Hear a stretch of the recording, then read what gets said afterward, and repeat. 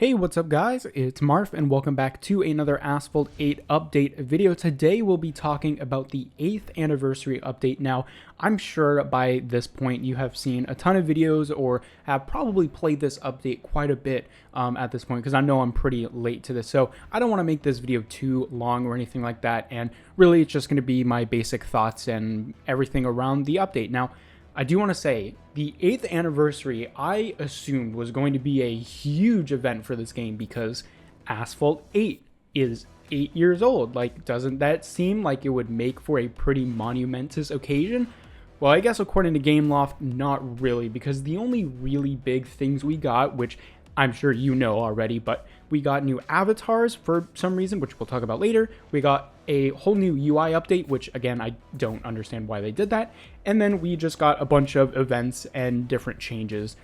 We also got one of those festival things, but because, you know, it's GameLoft, you had to pay to get the car, which was kind of annoying, but we'll go into some specifics here. But if you didn't know what was happening, just know that those are the pretty big major changes with this update. And it is something that I encourage, if you have played Asphalt 8 in the past, you know, just come back and check it out and see what you think of it. With everything, it is ultimately up to you to decide whether or not you like it or not. So I'm just gonna, you know, tell you guys what it is, and then now we'll go ahead and sort of talk about it. So first things first, let's talk about avatars, because that was the really big change or addition to this update. Now, this was kind of the most confusing thing for me, honestly, because I was not expecting this to ever be added to an Asphalt game because, well, it's a racing game. The reason why you play an Asphalt game, or really a lot of other racing games nowadays, is for the cars.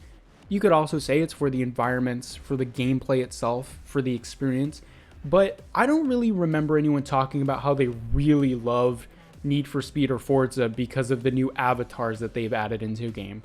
Now, don't get me wrong, I'm appreciative that they added this because it's just a new way for players to express themselves, and it's just a nice little thing to have. My problem was the emphasis on this big new feature. There didn't need to be such a big deal about this. They could have just been, hey, we also added some avatars and you can buy outfits and stuff, which I would have been like, cool, all right. But, you know, they had these teaser trailers and everyone was talking about, oh my gosh, they're, you know, adding avatars and all that sort of stuff. And I'm just like, why? Nobody really asked for this. And the only other main complaint I really have about this is just the fact that if you go to buy the sets of avatars, or at least their outfits, you'll see that a set costs 2,000 tokens, which is quite a lot for a customization item that, as far as I know, the only aspect that will change if you have a better style point than someone else, which is just if you have something that isn't the default character, you get style points, and if you have a combination of the same type of items, you'll get even more style points. But it's just like they'll show you on the front, you know, loading screen or something like that. Like, I'm grateful that it doesn't affect gameplay as far as I know, but again, let me know if I'm wrong, please, in the comments, because if they do add, you know, the ability to change gameplay just based off of these cosmetic items, that would be really frustrating. But they're expensive and they don't really do much. So if you're into this sort of thing, then great. Honestly, I'm really happy if you enjoy this sort of thing. But for me, while I appreciate it, I don't think it should have been as big of a deal as they made it out to be. The next big change was the UI overhaul, which I have mixed feelings about because on one end, we've seen Asphalt 8 and 9 for that matter over time. They've all had UI changes. Asphalt 8 before this update looked nothing like Asphalt 8 at the very, very beginning. Like, I remember Asphalt 8 at the very beginning was quite hard to navigate because they literally just threw you a bunch of tiles on the main screen and said, okay, cool, figure it out. So of course I'm glad over time they've made an effort to change and evolve and make it more fluid, which is great. And personally, I thought the last iteration of it before this update was kind of the peak. I didn't really think we needed any more changes. GameLoft thought otherwise, and so now it's very dark themed, which I guess I'm appreciative of. I like that it, you know, the colors don't blind you when you're trying to play this game at night.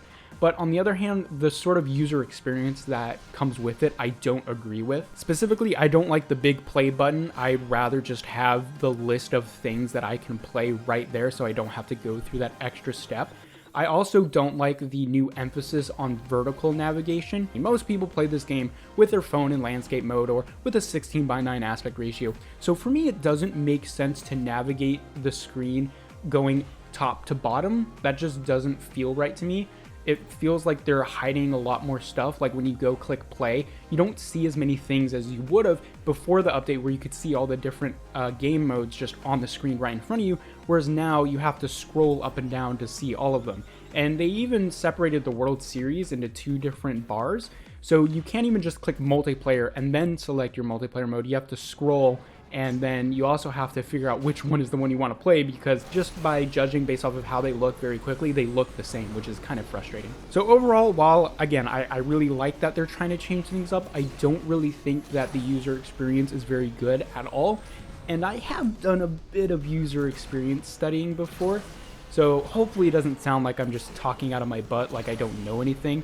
Hopefully some of the terms that I use makes a bit of sense. I do like the color scheme. Again, I said that the sort of dark theme makes it easier to view, especially at night, and so I like that. And the other really thing that sort of goes along with the UI change was the garage change, and this I don't really like very much because I enjoy that colorful environment. And now it's just dull and drab, black and gray and muted colors, and for me that just doesn't get me very excited when I want to play the game.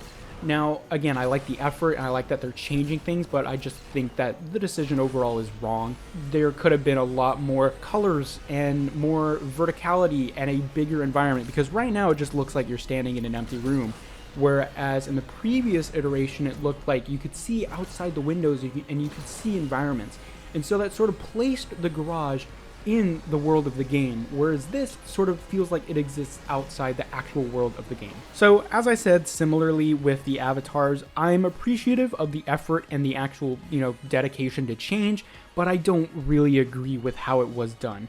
And again, that's not to say that these are permanent features. Like, I'm sure they're still, if the game continues to be popular, I'm sure they're going to continue to evolve and change the way that the game looks and everything like that. But I think right now it's definitely in a bit of a rough state in terms of the UI. Like, there are a lot of things that feel very unpolished. Like, scrolling through the list of events is very buggy and laggy for whatever reason, and you have to, tap at the very specific right places in order to make it smooth.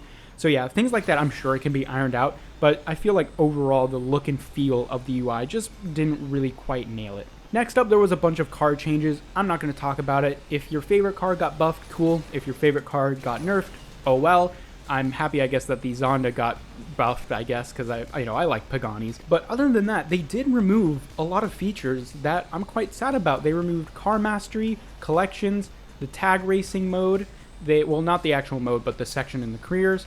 They also removed Daily Task and a couple other things like Asphalt Tracker and Replay Kit, but nobody really used those. And for me, that really seems more of an intentional move to decrease the rewards that the players get, because they could have easily fit this into the new UI. I don't think that they removed this just so they could make navigating the UI easier, because that just wouldn't make sense, because to me there's a lot of room to place those items in this UI. So it was definitely an intentional move like that, which I'm quite sad about, because Car Mastery was a nice way to just get a little bit of rewards for, wow, I'm thinking Asphalt 9, for just upgrading your car and dedicating yourself to, because in this game, especially if you're a player who doesn't play all the time, it's very hard to upgrade a bunch of cars at once. You really focus your efforts on one car at a time. So Mastery was a good way to reward that system, and now that that's gone, that's just kind of frustrating and sort of a slap in the face to the user. Collections was definitely nice to get those extra rewards for having a collection of cars, so that was just straight up removing rewards that could have still been there. Otherwise, the other removals just kind of, I don't care. I mean, that's fine, whatever. Now, in terms of how they celebrated the anniversary is also a place where I'm quite sad about, because right now there's a festival going on for the Lamborghini Huracan Super Trofeo Evo, the same car that was added a while ago back in Asphalt 9, I believe. But of course, you have to pay for the premium tier in order to get the car, and that was the same thing, if I recall correctly, for the Bugatti Bolide special festival, where every single car, I believe, in that festival you had to buy the premium passport. And as I say that, I'm looking through the current festival, and that's the same way here. You have to pay in order to get the Lamborghini Huracan, and there's no other car in this festival, which is really another slap in the face of users. Like, we've been keeping this game alive for 8 years.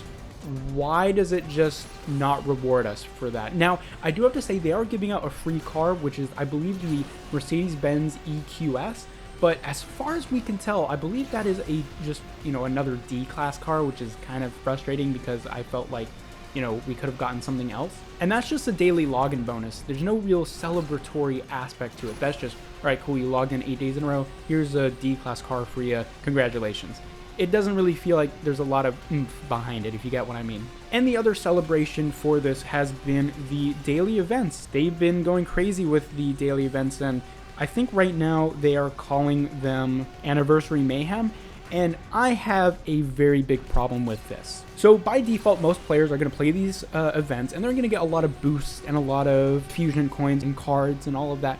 The problem is that most of these events offer free cars for the free try cars that you play if you get within the top 88. Okay, cool. The problem is, in my view, there is no point giving someone a free car to someone who already has the car. And well, you might be saying, well, obviously, but how does this relate to this event? Well, if you don't own one of these cars and you try and play with the free try, you'll notice that I believe they are at their base stats. Okay, fine, everyone's at their base stats, right?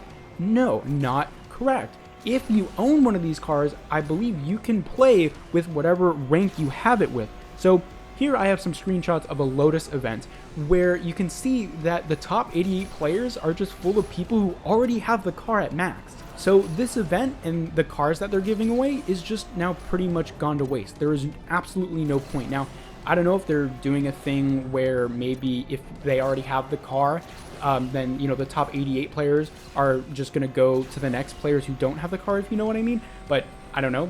They haven't said anything like that. But if they're just keeping the way it is, that just means people who already have the car are just going to get more rewards.